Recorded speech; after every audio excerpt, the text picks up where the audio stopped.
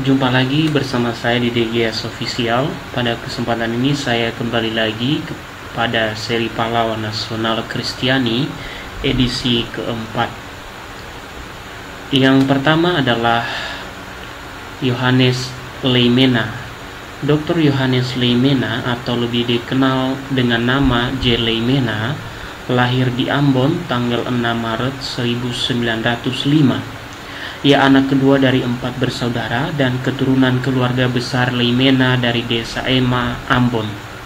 Ia lahir dalam keluarga penganut agama Kristen yang taat. Ayahnya bernama Domingus Leimena dan Elizabeth dan ibunya Elizabeth Sulilatu. Pada pertengahan tahun 1920-an, perhatian Yohanes pada pergerakan nasional mulai tumbuh. Awalnya ia sering mendengarkan pidato Presiden Soekarno di Bandung. Kala itu ia belum akrab dengan Presiden Soekarno. Ia dekat Presiden Soekarno bermula di rumah sakit tempatnya bekerja. Ketika itu kondisi kesehatan Soekarno kurang baik seusai berkunjung ke Akademi Militer Tangerang. Oleh sebab itu ia diperiksa di rumah sakit tempat Yohanes bertugas. Sejak itu hubungan Yohanes dan Soekarno semakin akrab dan erat.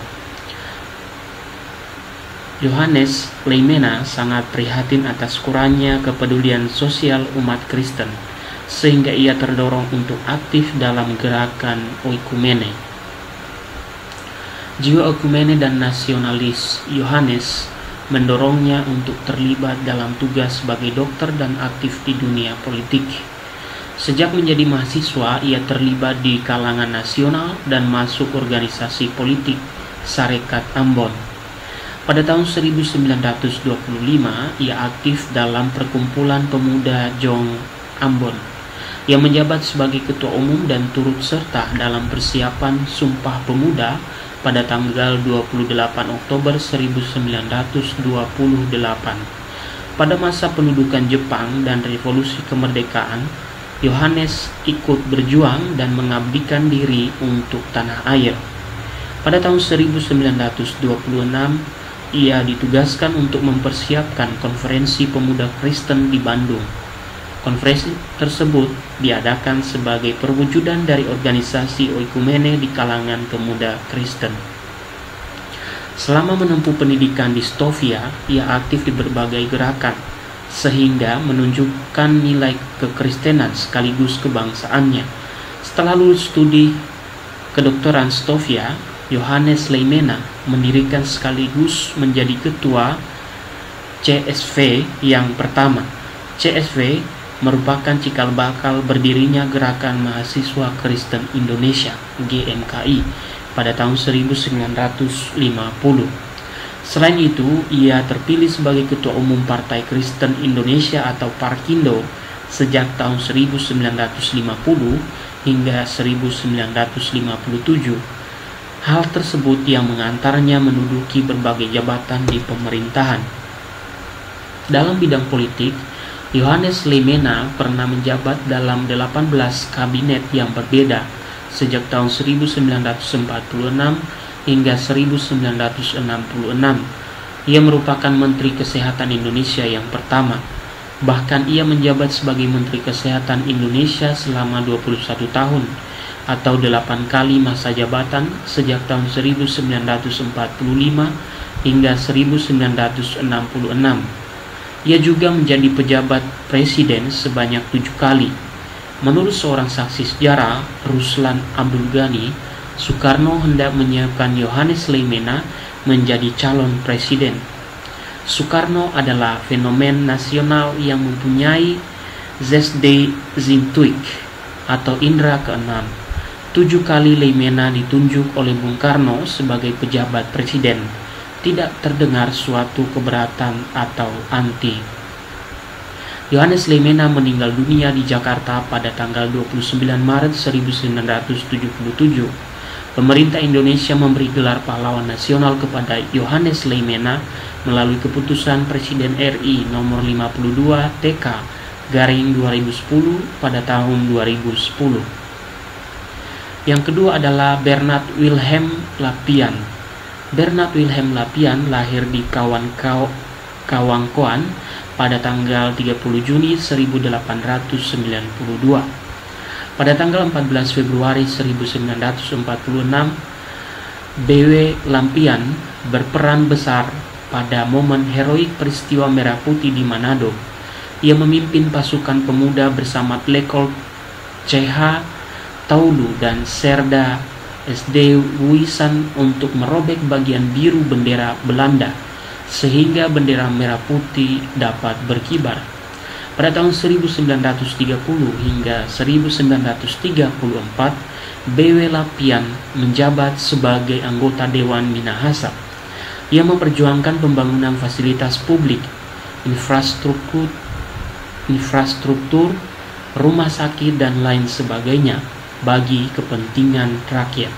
Pada masa pendudukan Jepang, ia pernah menjadi gunco atau kepala distrik. Kemudian ia menjabat sebagai wali kota Manado pada tahun 1945. Ia pernah dijebloskan ke dalam penjara di Tellin karena menolak mengembalikan kekuasaan kepada Netherlands Indies Civil Administration atau NICA. Pada tahun 1947, ia dipindahkan ke penjara Cipinang, Jakarta. Kemudian ia dipindahkan lagi ke penjara Sukamiskin, Bandung pada tahun 1948. Pada tanggal 20 Desember 1949, ia dibebaskan dari penjara. B.W. Lapian adalah tokoh yang sangat disegani pada masanya. Ia mendapat kepercayaan menjabat sebagai gubernur Sulawesi pada tahun 1950 hingga 1951 yang berkedudukan di Makassar. Kala itu ia bertugas menuntaskan masalah pemberontakan Kahar Muzakar di Sulawesi Selatan. B.W. Lapian meninggal dunia di Jakarta pada tanggal 5 April 1977 dalam usia 84 tahun. Berdasarkan keputusan Presiden Kepres nomor 116/TK/tahun 2015 yang ditandatangani pada Rabu 4 November 2015, Presiden Joko Widodo menetapkan Bernhard Wilhelm Lapian sebagai pahlawan nasional. Kemudian Wilhelmus Zachariah Johannes, Profesor Dr. Wilhelmus Zachariah Johannes atau Wilhelmus Zachariah Johannes lahir di Termanu, Pulau Rote, Nusa Tenggara Timur pada tahun 1895. Ia adalah ahli radiologi dan ronsen pertama Indonesia. Hingga sampai tahun 1930 ia bertugas di Rumah Sakit Muara Aman, Mana, Kayu Agung, dan Palembang. Pada tahun 1930, W.Z. Johannes diserang oleh penyakit lumpuh ketika masih bertugas di Palembang. Oleh sebab itu ia dibawa ke Jakarta dan diberikan perawatan khusus di Rumah Sakit Umum Dr. Cito Mangunkusumo. Ia dirawat selama 1 tahun. Meskipun ia sembuh, namun kaki kanannya pincang secara permanen. Selama masa perawatan ia tetap semangat. Sambil berbaring di tempat tidur, ia membaca buku tentang ronsen. Kala itu ronsen belum canggih seperti saat ini. W.Z. Johannes meyakini bahwa penyakit lumpuh yang dideritanya dapat disembuhkan dengan pengobatan ronsen. Di kemudian hari ia meraih gelar doktor di bidang ronsen. Setelah pulih dari sakit, ia diangkat menjadi asisten ahli dalam bidang ronsen dan radiologi di CBZ Jakarta atau Rumah Sakit Cipto Mangunkusumo. Pada bulan Juli 1935 ia dipindahkan ke Rumah Sakit Umum Pusat di Semarang atau sekarang Rumah Sakit Dr. Karyadi. Di tempat inilah ia terus meningkatkan pengetahuannya tentang ronsen. Berkat jasanya pada bidang ronsen, namanya diabadikan sebagai ruangan ronsen Rumah Sakit Dr. Karyadi. Setahun kemudian ia dipindahkan ke Jakarta dan diangkat menjadi kepala bidang ronsen Cipto Mangunkusumo. Selain di bidang kedokteran, W.Z. Johannes juga ikut terjun dalam pergerakan nasional. Sebagai seorang penganut Kristen Protestan, ia memulai perjuangan dengan mendirikan Perserikatan Kaum Kristen atau PKK pada tahun 1929. Meskipun organisasi tersebut berlandaskan kekristenan, namun bekerja sama dengan organisasi-organisasi lain. Oleh sebab itu, nama W.Z. Johannes mulai terkenal di tengah masyarakat.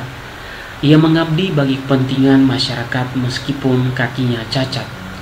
Pada tahun 1939, warga Karesidenan Timor yang meliputi Timor, Flores, Sumba, dan Sumbawa mengutus W.Z. Johannes sebagai wakil mereka di Volkrat, namun pemerintah tidak menyetujui. 3 tahun kemudian ia terpilih menjadi anggota Badan Pengelola Organisasi Penolong Ambon Timor bersama Dr. Kayadu dan Mr. Johannes Latuharhari. Sementara itu, karirnya di bidang kedokteran semakin naik. Pada tahun 1939, ia diangkat menjadi pimpinan bidang radiologi di Cipto Mangunkusumo, Jakarta. Ia merupakan satu-satunya dokter yang pada masa itu memiliki keahlian di bidang tersebut. Pada tahun 1941, ia berhasil mempertahankan disertasi dengan judul Ronsen Diagnostik der Maliga Langtumoren. Dengan demikian, ia berhak mendapat gelar sebagai doktor. Pada masa pendudukan Jepang, ia meneruskan keterlibatannya dalam organisasi. Selain menjadi seorang dokter, ia bersama dengan Dr. Sitanala atau Bernardus Sitanala, Dr. Samratulangi, Mr. Amir Syarifuddin, Mr. Rufinus Tobing, D.S.B. Probowinoto, Asa, dan lain-lain mendirikan Badan Persiapan Persatuan Kristen atau BPPK.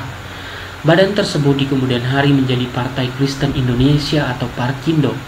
Parkindo didirikan pada tanggal 6 November 1945 setelah diadakan rapat di Bala Pertemuan Kristen Jakarta.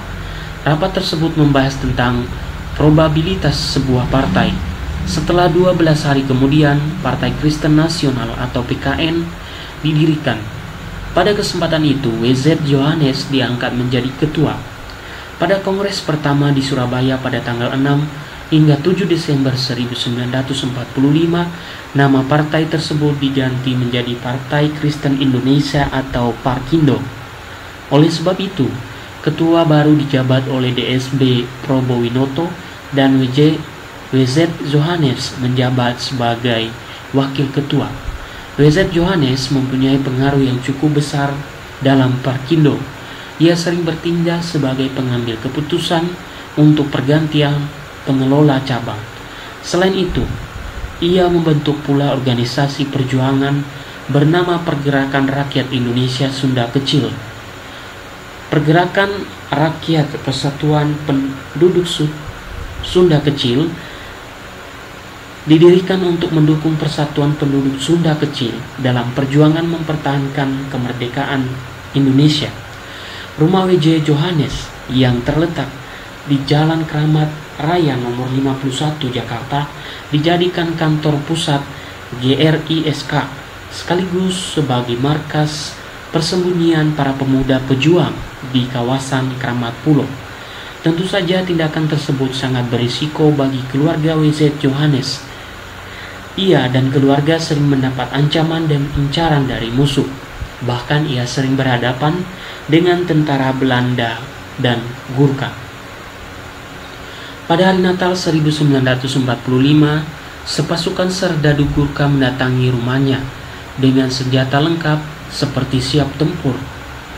Serdadu Gurkha hendak ingin bertemu dengan pemuda-pemuda yang sering mengganggu patrol Gurkha. W.Z. Johannes diperintah keluar dari rumah, namun ia tidak mengindahkan perintah itu. Oleh sebab itu, komandan pasukan Gurkha melakukan tindakan kekerasan terhadap W.Z. Johannes. W.Z. Johannes digiring ke pos Gurkha dan selama 4 jam dihukum jongkok. Hukuman tersebut cukup berat bagi W.Z. Johannes, apalagi kakinya pincang sejak mengalami sakit lumpuh. Namun W.Z. Johannes tidak mengeluh. Ia menerima hukuman tersebut. Selain itu, ia pulang ke rumah dan menjalankan aktivitasnya seperti biasa. Pada kesempatan lain, ia berhadapan dengan pasukan Belanda. Kala itu seluruh daerah Keramat telah dikuasai oleh Nica, kecuali rumah WZ Johannes. Oleh sebab itu WZ Johannes tetap mengibarkan bendera merah putih. Tentara Belanda mendatangi dan memerintahkan agar WZ Johannes menurunkan bendera tersebut. Namun WZ Johannes tidak menghiraukannya. Ia tetap mempertahankan agar bendera merah putih tetap berkibar. Suatu ketika pasukan Knil mendatangi dan salah seorang merobek bendera merah putih yang dikibarkan oleh WZ Johannes. Bagian merah diambil oleh pasukan Knil itu untuk diikatkan pada kepalanya. Sementara itu bagian putihnya dibuang. Setelah pasukan Knil itu pergi, WZ Johannes berkata, "Karena bukan saya yang menurunkan, nanti saya naikkan kembali." Berdasarkan surat keputusan Presiden RI nomor 06/TK 1968 tanggal 27 Maret 1968, pemerintah RI menganugerahkan gelar pahlawan kemerdekaan kepada WZ Johannes. Selain itu, ia menerima penghargaan dari Menteri Perguruan Tinggi dan Pengetahuan, sekarang Menteri Pendidikan dan Kebudayaan, pada tahun 1969. Demikianlah pembahasan kita pada seri keempat, Pahlawan Nasional Kristiani. Salam sejahtera untuk kita.